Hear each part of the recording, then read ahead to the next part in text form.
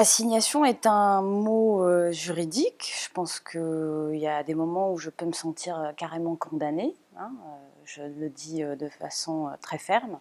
Je viens d'un autre territoire, donc c'est toujours difficile d'apporter une autre esthétique quand on est artiste, et tant bien que mal on apporte aussi un autre regard, hein, vis-à-vis d'un autre territoire et d'une autre société. Et le fait d'être artiste aussi permet d'une certaine manière de dépasser donc les limites de ce territoire et d'envisager donc un regard sur d'autres territoires. Donc assignation, oui, parce que tout simplement je suis maghrébine, je suis algérienne, et puis il me semble que le prochain printemps à Paris va être le printemps de l'Afrique, hein. L'Afrique jadis a été donc dégustée à toutes les sauces, et qu'elle va être encore je dirais, consommée à toutes les sauces, donc dans de prochaines expositions. Et je m'étonnais de voir peu de femmes artistes du Maghreb dans la sélection donc, de certaines expositions.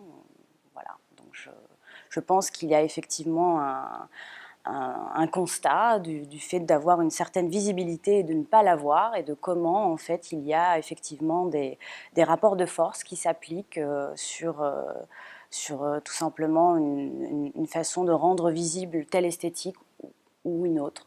Donc le fait de m'être rendu compte dernièrement donc de ce constat-là fait qu'effectivement c'est une assignation de genre, de race, effectivement. Donc c'est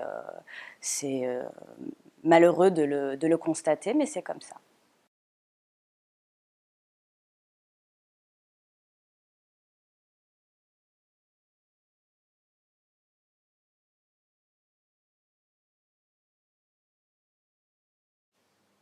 Alors c'est une question intéressante dans le sens où elle englobe donc différents phénomènes que j'ai traités dans mon travail dans un été à Alger, où jadis je prenais en fait le corps je prenais l'emplacement des corps des hommes dans différents espaces urbains.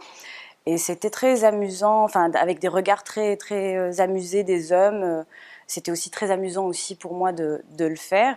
C'était une manière de déconstruire, on va dire, le modèle féminin qui est établi par l'ordre patriarcal, qui était celui de ne pas se mélanger aux hommes. Donc il y a une sorte d'apartheid où les hommes évoluent dans un espace et les femmes évoluent dans un autre espace, et que ce point je dirais de partage et ce point commun où ils se retrouvent dans un autre territoire est souvent le territoire de la rue. Et donc progressivement ça a toujours été euh, un peu compliqué justement pour que ces choses-là évoluent dans un territoire qui est censé être un territoire commun, puisque l'espace urbain est pratiquement à 80% fréquenté par les hommes, donc de là où je viens. Et c'est très intéressant de voir comment on peut finalement l'appréhender et puis aussi le déconstruire à travers des performances, hein. Donc mon corps a été aussi une façon un outil, on va dire, pédagogique qui s'est manifesté à travers tout simplement des actions, donc qui ont effectivement travaillé avec une certaine gestuelle, un certain comportement, certains codes, essayer un peu de rendre ma présence acceptable dans le milieu masculin. Je pense que le statut d'être accepté en tant qu'individu, donc amener le statut de la femme en tant qu'individu, est en soi une lutte quotidienne dans un espace qui est censé, qui est euh, très masculin, hein, l'espace de la rue. L'espace urbain qui est censé être un espace commun est souvent assez compliqué à appréhender pour une femme algérienne, ce qui n'est pas le cas dans l'espace intérieur qui va être différent, où il va y avoir en fait une autre façon de l'organiser. Donc ça c'est le point de départ. donc du territoire dans lequel je viens. Donc c'est aussi une manière de savoir un peu d'où l'on vient, un peu, pour commencer déjà à sortir de chez soi, à voir ce qui se passe dans la rue, et ensuite à essayer un peu de voir ce qui se passe au-delà de ce territoire-là, si ça se passe de la même manière ailleurs, ou si ça ne se passe pas de la même manière donc ailleurs.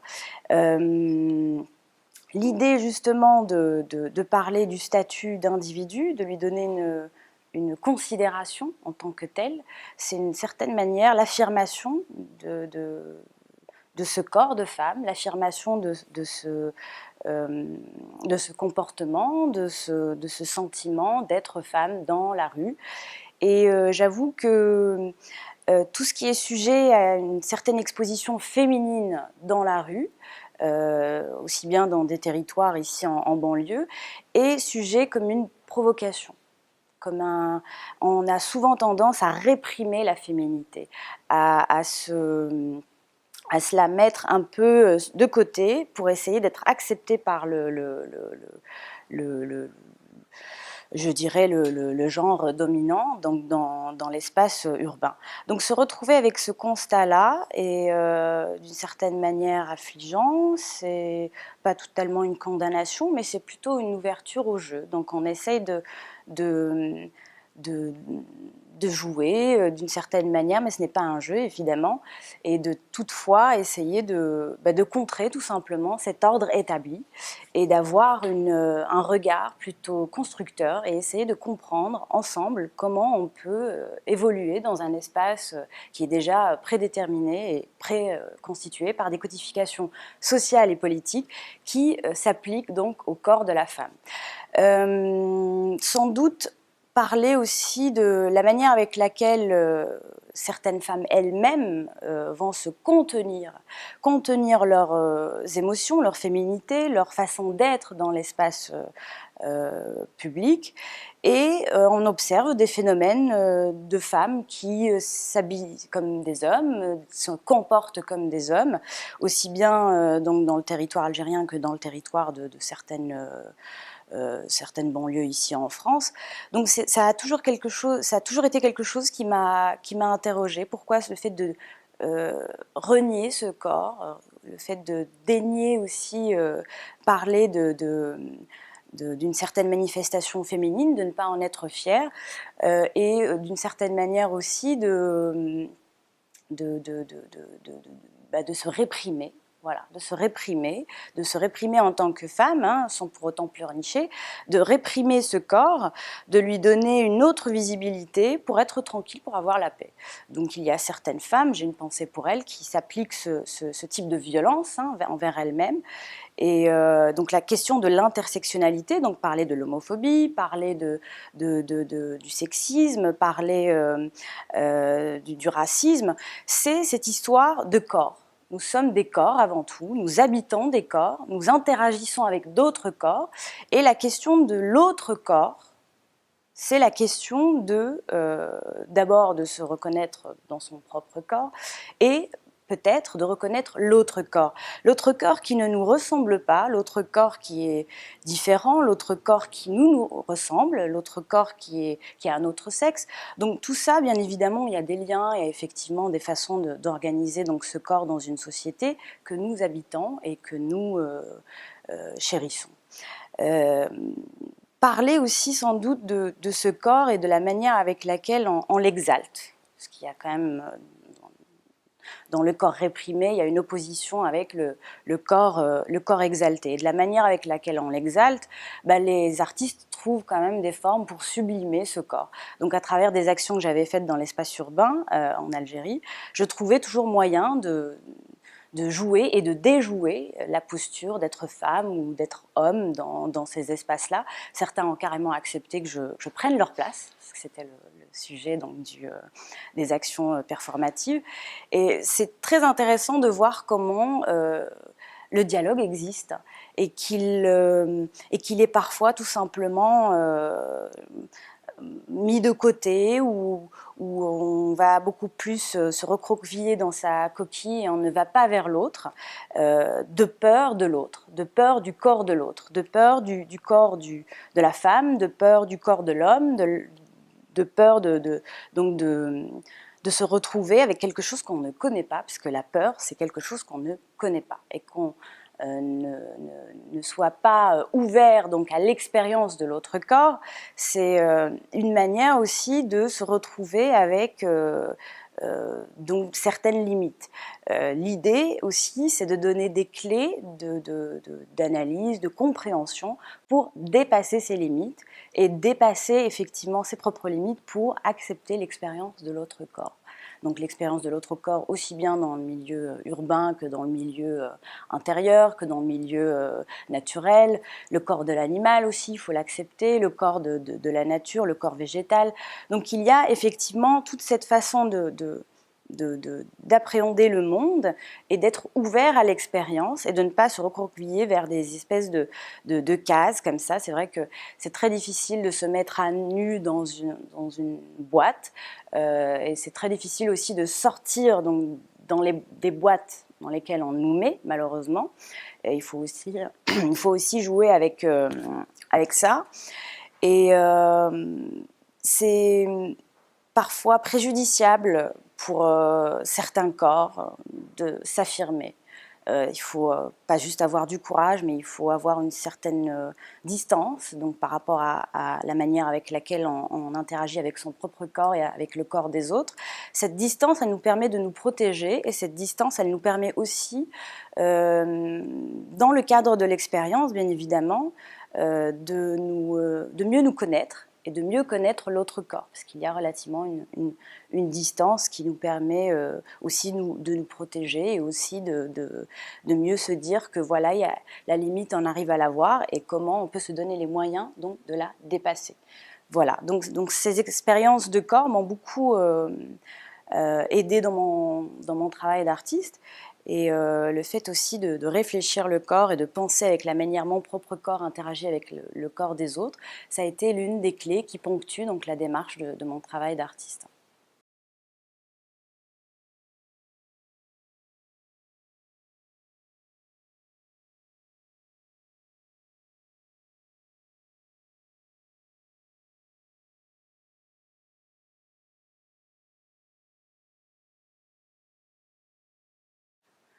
Donc ce sont des chiffres qui datent de 2011. Je suppose qu'il y a eu quand même une évolution depuis, parce que ça fait quand même 6 ans, nous sommes en 2017, donc je pense qu'il y a relativement une progression.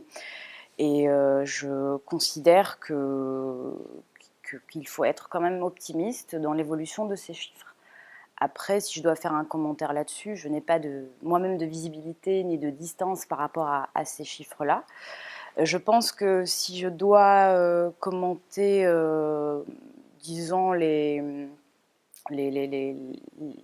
choses un peu qui évoluent, c'est d'encourager finalement, de travailler en synergie pour vraiment essayer de prendre considération du travail des uns et des autres, d'encourager aussi et de soutenir. C'est vrai qu'on soutient avec l'acquisition d'un travail artistique, on considère un travail et on le valorise d'une certaine manière.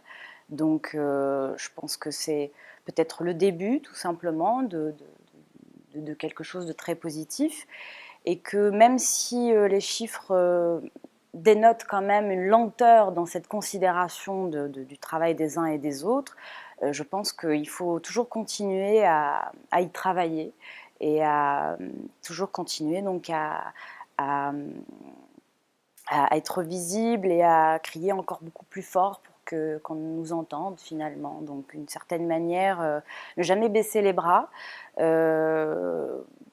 puis tout simplement rendre compte d'un travail. Après, effectivement, il sera reconnu maintenant ou plus tard.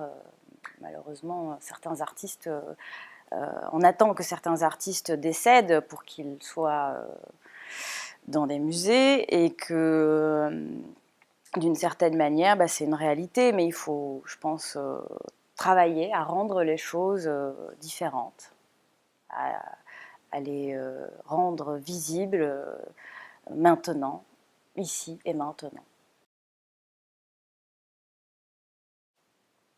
Je vous donne le baiser de l'insoumission, je vous donne le baiser de l'insolence, je vous donne le baiser de l'oppression, je vous donne le baiser de la considération, je vous donne le baiser de la domination, je vous donne le baiser de l'ignorance, je vous donne le baiser de l'indifférence, je vous donne le baiser de la révolte,